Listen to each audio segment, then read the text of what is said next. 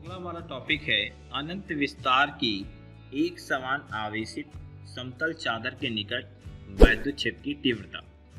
देखिए, हम वैद्युत क्षेत्र की तीव्रता बताने जा रहे हैं। सबसे पहले हमने एक अनंत विस्तार की, देखिए दोनों तरफ मैंने इंट एकदम क्लियर नहीं किया है, इसलिए मैंने कहा अनंत विस्तार की है, इसकी सीमा निर्धारित नहीं की जा सकती।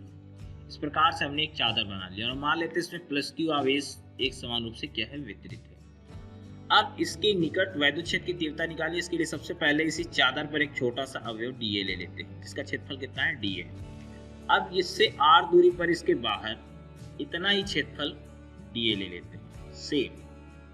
ठीक है, एक ये हो गया हमारा बिंदु पी हो गया, और इस चादर के इधर भी उतनी ही दूरी पर एक क्षेत्रफल हमने डीए ए ले लिया, तो ये मान लेते पी डैश बिंदु। क्लियर। अब यहाँ से यहाँ तक की दूरी आर है, यहाँ से यहाँ तक की दूरी भी आर है। ठीक है, क्यों? उसके बाद यदि इसको मिला दे तो ध्यान से देखो कुछ बनेगा। क्या बनना है?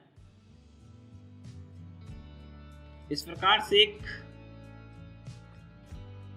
पीपी डैश, ये आर, यानी कि डीए क्षेत्रफल और 2r लंबाई का एक बेलनाकार गॉसियन पृष्ठ की हम कल्पना कर सकते हैं। ध्यान दें कि है कैसे, ये बिल्कुल इसको पार कर रहा है, आरो पार कर रहा है, इसलिए मैंने इसको डॉटेड दिखाया, क्योंकि पीछे वाला भाग है इतना आपको दिखाई देगा, पीछे वाला ये नहीं दिखाई देगा। बात ये इसको पार कर रहा है, बिल्कुल जैसे किसी किताब का जब फाड़ के निकल जाए कोई तीर, समझ रहे हो, इस प्रकार से बना हुआ है। ठीक है, ऐसे है, और इसके दोनों ओर से इसको ऐसे करके, जैसे ऐसे कहेंगे, समझ रहे हो, आ रही नहीं है पूरी बात, इस प्रकार से ये आ रहा है। ठीक है, अब हम करेंगे क्या?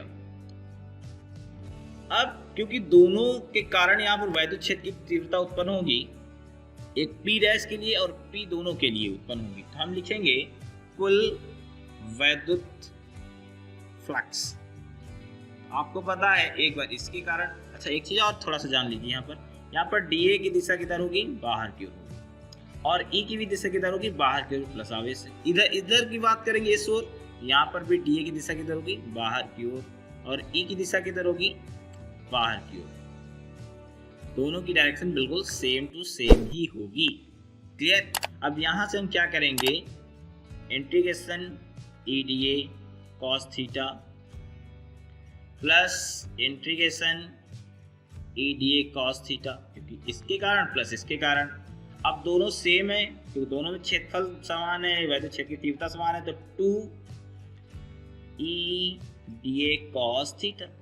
अब आप देख रहे हो यहाँ भी समांतर, यहाँ भी समांतर, तो थीटा का मान कितना हो जाएगा, 0, यहाँ पर रख दो, तो 2 इंटीग्रेशन ई डी ए। ये आपको पता है कि गॉस के प्रमेय कहती है फाई बराबर क्या होता है, क्यू अपॉन एप्सिलॉन नॉट। इसको 2 को यहाँ भेज दो, तो Q upon 2 epsilon not equal to E integration D A. क्योंकि अनंत विस्तार का ये देखो, आप बात कर रहे हैं पूरे जो अनंत विस्तार की एक समान आवेशित चादर के निकट वैद्युत क्षेत्र की तीव्रता, तो चादर है अनंत विस्तार की, इसलिए मान लेते हैं कि माना उसका कुल क्षेत्रफल कैपिटल ए है। ठीक है, यहाँ मान रख दो, ई बराबर क्या हो जाएगा, क्यू अपॉन 2 एप्सिलॉन नॉट, और ए बटी में चला जाएगा तो ये ए हो जाएगा। इसके पहले आपने पढ़ा है पृष्ठ आवेश घनत्व, सिग्मा बराबर क्यू अपॉन ए पढ़ा है। एकांक क्षेत्रफल में वितरित आवेश की मात्रा को पृष्ठ आवेश घनत्व कहते हैं। यहाँ पर रख दीजिए, इस प्रकार से E बराबर सिग्मा अपॉन 2 एप्सिलॉन नॉट आ जाएगा। क्यों? क्योंकि क्यू अपॉन ए के सामने क्या रख दिया, सिग्मा रख दिया।